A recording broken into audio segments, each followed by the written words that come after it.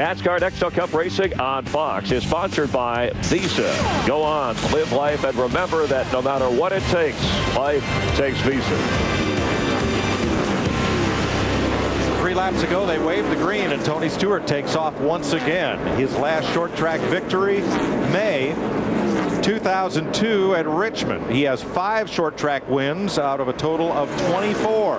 But it's been nearly 4 years since his last one. Tell you what, though, that 2 car is back to life there. Kurt Busch, he just ran his fastest lap of the race. Well, you talk about letting the rough side drag. The 61 car back here, he got fire flying out from under it, smoke. Kevin LePage, it's actually still on the lead lap. Yeah, I think he's broken a sway bar is what it looks like. Sway bar arm is dragging the track. That's the area the sparks are coming from. Yeah, watch it go down in here and just don't. Coming out of the right front and the right rear. Yeah. It's coming out of the right front, I think, spraying down the right side is what it looks like, Mike. I believe it's the sway bar arm.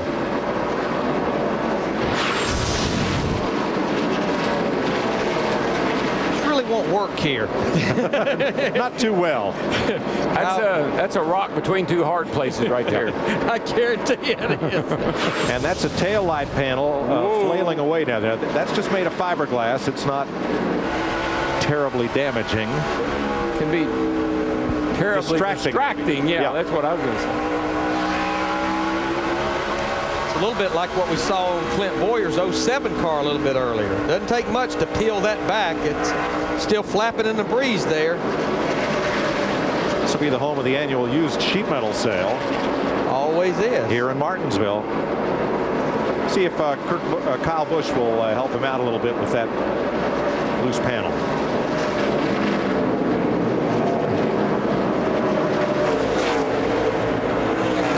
That's got to be a distraction. Oh yeah, pushing the when and if it flies off, or it's going to fly off, where's it going to go?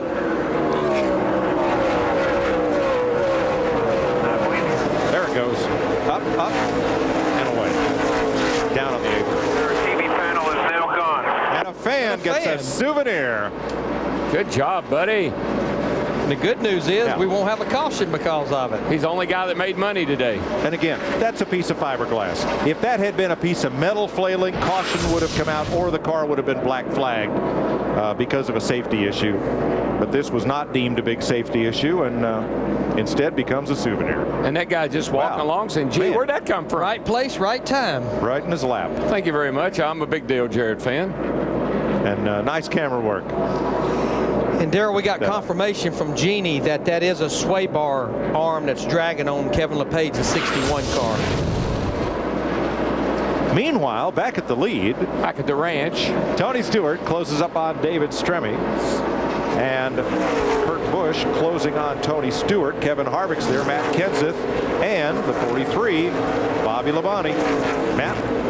Great stop by the team, Mike. Got them up to 5th. Robbie Loomis told me that when they sat down last year, they formulated a game plan of how to get Petty Enterprises back on top.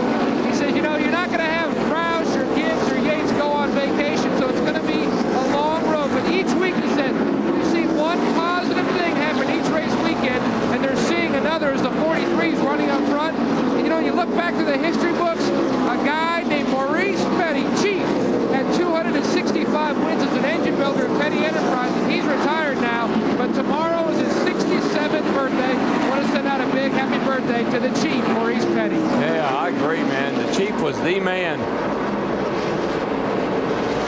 He and Dale Emmon, I mean, that is a piece of history. Watching that car run, those guys still around, that is some history right there. I think that was just a huge confidence builder last week, even though the finish didn't yield it, was when they led all those laps at Atlanta before the engine expired.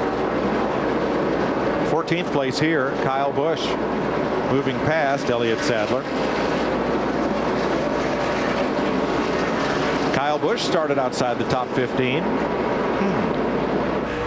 Let's get our singular virtual crew chief answer. Should they start less cars on short tracks? That was this question. No. How about more? I think more would have gotten 80% of the vote. You run that vote and say, how many should they start? I'd say, I don't know, 50. When you participate in our poll, you're automatically entered for a chance to win Jeff Burton's payday in July at Daytona. That's kind of one of those things. If you're going to do it wrong, you might as well do it right.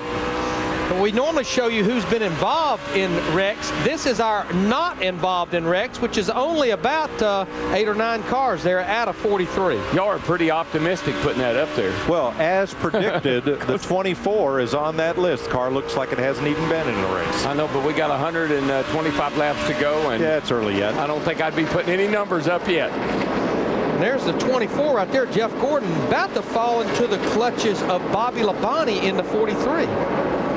In fact, Jeff Gordon actually just went by Bobby Labonte in the 43. That was the battle for fifth.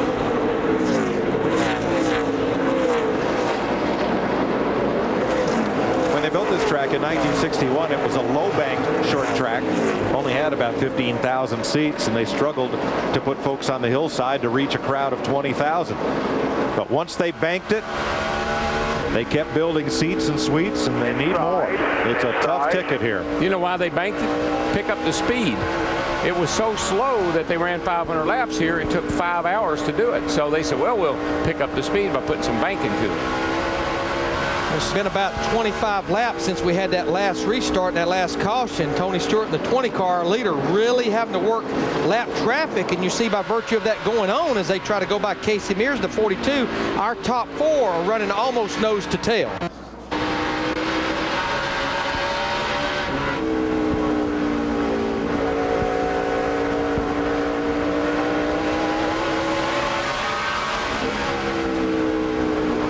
Of words between Kurt Busch and Kevin Harvick may escalate as they run nose to tail here. Each of us had some not kind comments about the other and have been battling it out to the delight of the media. I don't know about, I guess Kurt was upset with Kevin last week from Atlanta. I don't think Kurt saw the whole, if he'd have seen the replay, he would not have said what he said, I'm thinking. But then knowing Kevin the way I do, coming to Bristol and starting a little feud before the race wasn't a bad thing. But we talked to both of them in the pre-race, and both of them said, we don't take it to the racetrack. No. We leave it off the racetrack. You know what? When you put your helmet on, you gain a whole, you know, that's a different situation. You have fun outside the car, you pick at each other outside the car, but you respect each other when you get in the car. But there are still 116 laps left to go here at Bristol. Well, they haven't ruffled each other's feathers yet. We'll give Kevin Harvick a rainy day at the racetrack and a room full of media as Kurt Busch goes by Tony Stewart to take the lead, and Harvick goes with him. And Kevin will have some fun because he had a receptive audience. Everybody was laughing at his jokes. He was funnier than Chris Myers. The one thing that he said was that always it brought back memories to me. He said his wife, my wife Stevie, would always stand over in the corner shaking her head, waving her arms, saying, don't say that, don't go there. And that's what Delana was doing to Kevin. And that's what Delana was doing, of course. He even remarked on it. He did. My wife's standing back and saying, you shouldn't be saying this. My wife would be just throwing her hands up in the air, like, what are you doing? The real culprit, a microphone, a driver, and a rainy day. Exactly. And a very receptive audience. Yeah, the media has a tendency to egg you on, you know.